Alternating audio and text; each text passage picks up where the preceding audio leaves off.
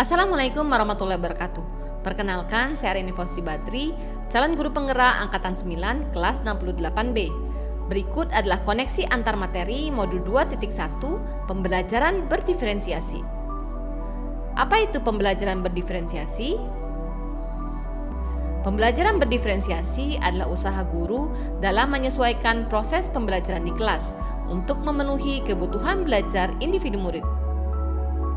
Setiap murid adalah individu yang unik dan memiliki kebutuhan belajar yang beragam. Bagaimana cara untuk dapat melakukan pembelajaran berdiferensiasi di kelas?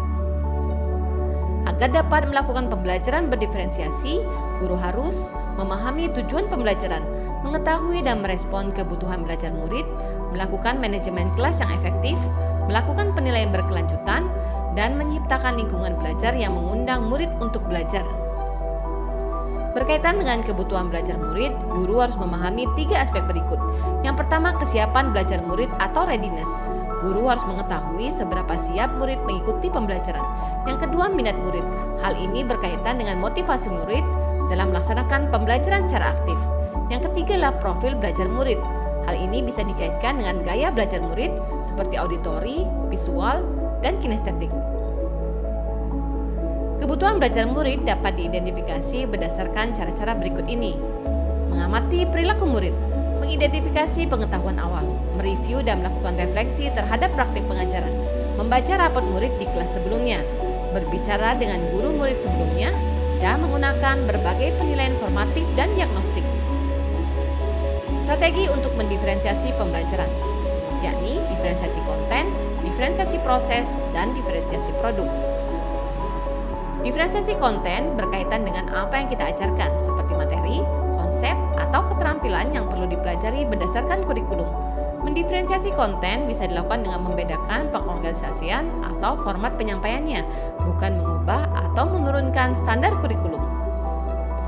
Diferensiasi proses adalah kegiatan yang memungkinkan murid berlatih dan memahami atau memaknai konten dengan cara membedakan proses yang harus dijalani oleh murid.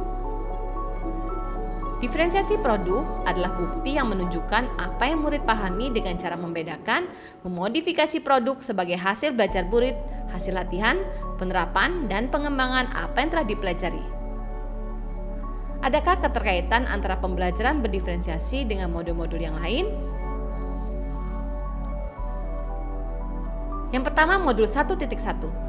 Untuk dapat melakukan pembelajaran berdiferensiasi, maka guru harus berusaha memenuhi kebutuhan belajar anak sesuai dengan kodrat alam dan kodrat zaman berdasarkan filosofi Ki Hajar Dewantara.